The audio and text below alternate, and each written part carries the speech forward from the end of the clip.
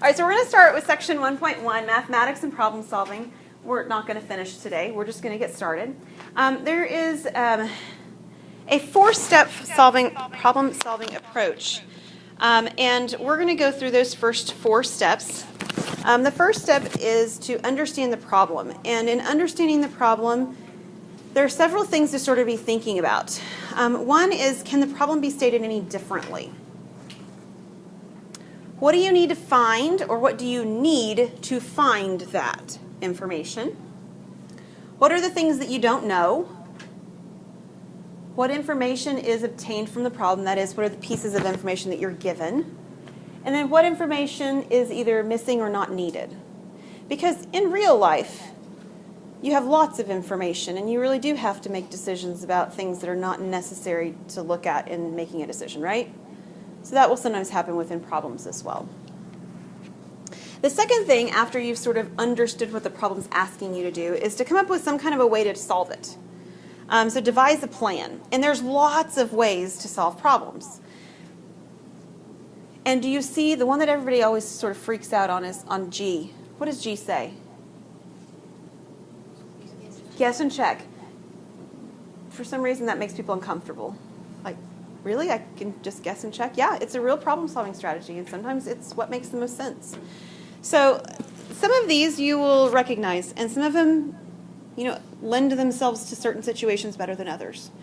There's very rarely a question that you could use just any of these and they would work really well. There's usually one or two or three that just sort of make sense within the context of the problem. So you just kind of figure out what makes sense for your problem. So some of the strategies, this is not exhaustive, this isn't all of them. And sometimes you might sort of merge two of these together to create a strategy that would work for a problem too. But some of them are to look for a pattern. To examine related problems to see if the same techniques can be applied. Actually, I already talked about this one today, didn't I? I said, look for section A problem that looks just like a section B problem and look at the answer in the back and see what they did, right? You also see that happen when you look back within a section of material at the example problems given. Or if you go back in your notes and you look at a problem I did in class. That's what this B is.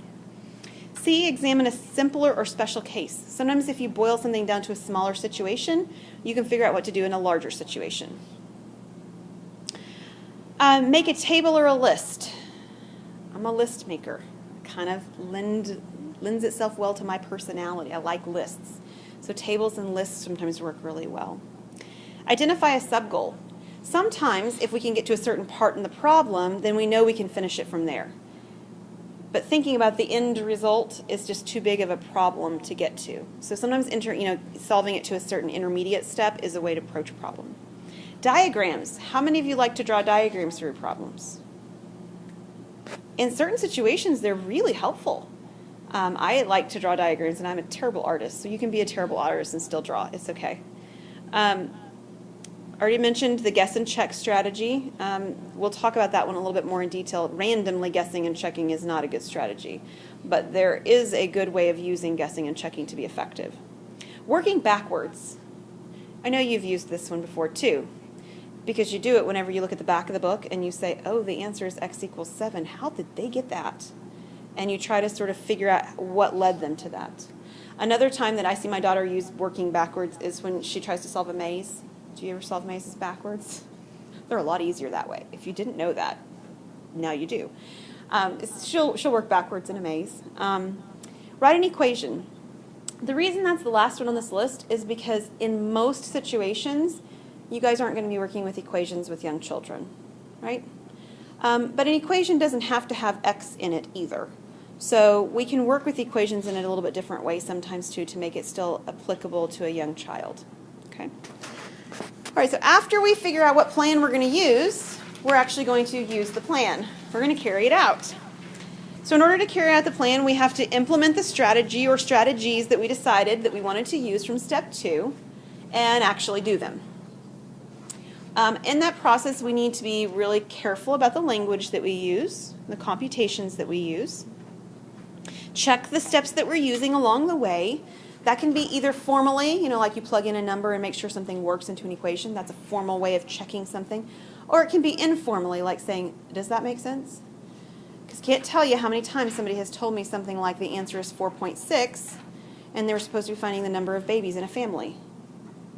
4.6 doesn't make sense, right? So that's the intuitive sort of thing. Does it really make sense in the problem? 4.6 isn't a bad solution, but 4.6 babies, not so good. And then keeping an accurate record of all your work. That's really important. So I know that you are using pencil because you guys are all good students and you're going to use pencil to do your homework. But be real careful about erasing too much, because I don't know about you, but there have been times when I've erased and I realize, oh, I shouldn't have erased that, and I'm like, where's that undo button? There's no undo button for your eraser. So be careful before you erase something to be sure you really want to erase it. Keep track and keep schedule of your work so that if you need to go back and fix something, you can fix it because you have the work there to actually fix it from. And the last thing to do is a step that you sometimes do formally, again, and sometimes you do informally. It's to check your work. Is the answer reasonable? 4.6 babies, not so much. $4.6, that'll work, okay? And then to check whether or not the accuracy of the answer in the problem. So does it really give the right answer? That is, if I plug the number back into the situation, the context that was given, does it actually make it work? Not just make sense, but it actually works. All right, so we're going to take a look at the first strategy, at least today. And this is a strategy this is an example of when one might want to use a pattern strategy. And this is a mathematician, comes from a mathematician named Gauss. And this is real life, like this really happened. Okay, so he was in elementary school, obviously a very bright child, and there will be bright children in your classes too. You may have a Gauss, and you're not going to know what to do with him. Here's what Gauss did. He was in early grade school, and his teacher gave the class an assignment intending them to take a good deal of time. AKA busy work, right? That's what she did. She gave them some busy work. She wanted them to add up the numbers from 1 to 100.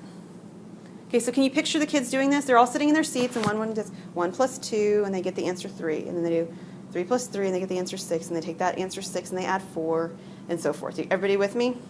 This would take a while, right? It would take a while if they had a calculator, and this was well before calculators. So this is the idea. And Gauss, he answered almost immediately. Man, can you imagine how upset that teacher was? Yeah.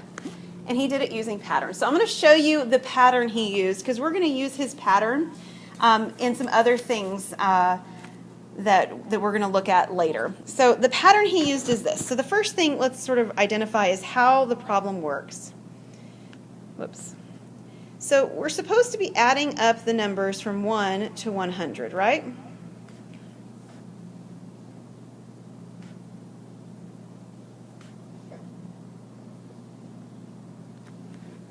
This is what we want to do. I'm going to give this a name. I'm just going to call this S for sum. And here's what you want to see from the pattern. If you group together the first term, let me make it a little bit bigger, and the last term, what do they add to? 101. Now what happens if we do the second term and the second to last term? 101. And then what happens if we do the third term and the third to the last term? 101. Okay, so this is the pattern, right? We're noticing that when we group these in a certain way, the outcome's always the same. So far, so good? Okay, so this is the pattern that Gauss noticed. What comes next is probably the more impressive part, is what to do with that information. So what we're going to do is we're going to replace every single number with 101.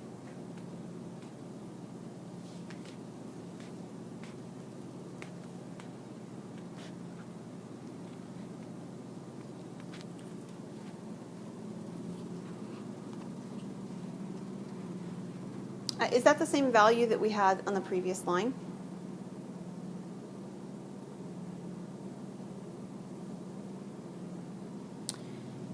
Is adding up the numbers from 1 to 100 going to give me the same number as adding the number from 101 to 101 if I have the same number of terms? It's not. What's it going to give me? I don't mean what exact number is it going to give me. It's going to be double. This is twice as much. You see, what we did is we replaced the number 1 and the number 100, which added up to 101, with two 101s. Do you see that?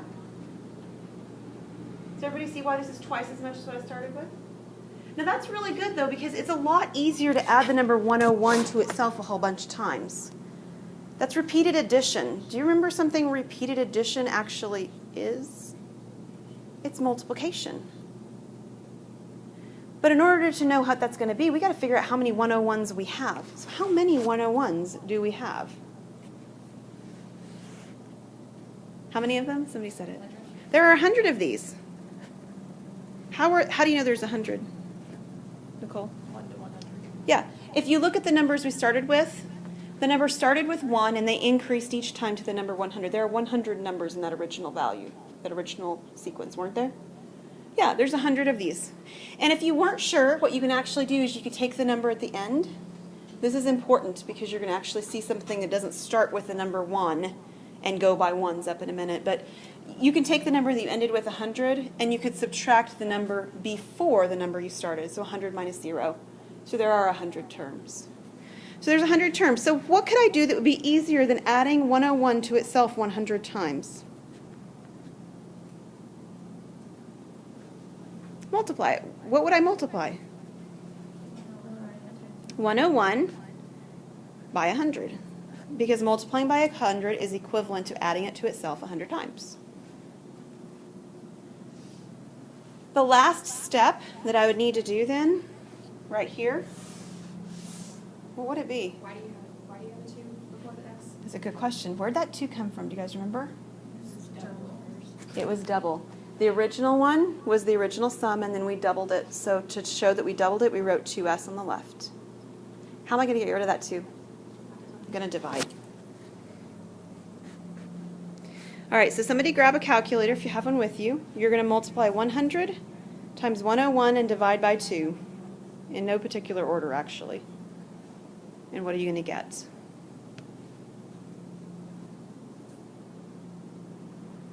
Does anybody have a calculator with them today? You all came to math class without a calculator? Oh my goodness. Be still my heart. You're not going to again though, right? No.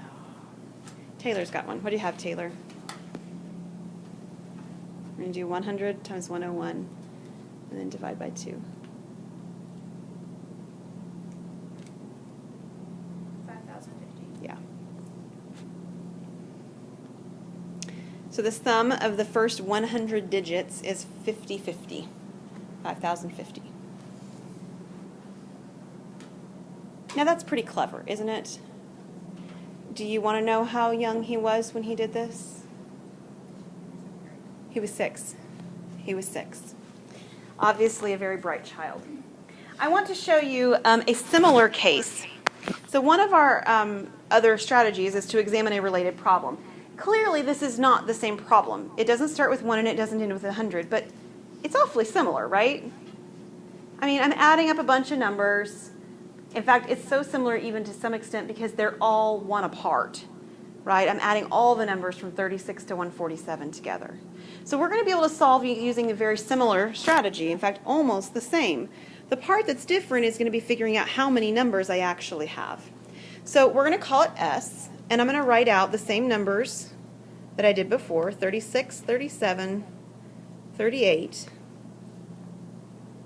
and then I'll do 145, 146, and 147.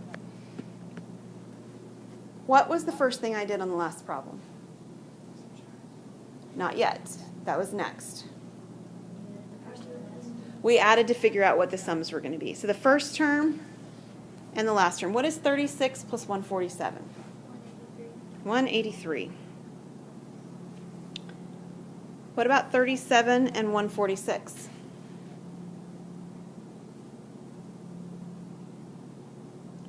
It's going to be the same thing, yeah. And just for fun, we'll do the last one. If we did 38 and 145, what else are we going to get? 183. They're all 183, right? So what I'm going to do then is I'm going to replace all of the numbers with 183.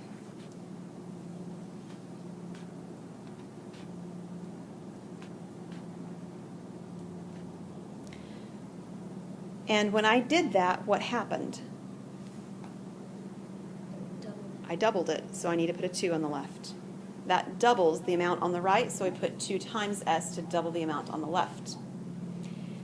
Now we're to the point Nicole was wanting to get to, where we figure out how many numbers of these do we have.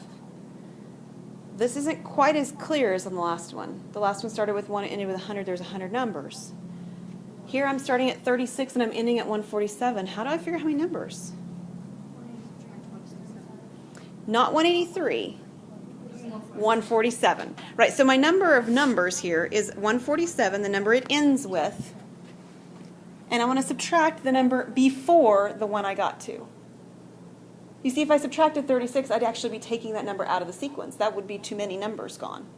So I need to subtract. Basically, you can think about it like this.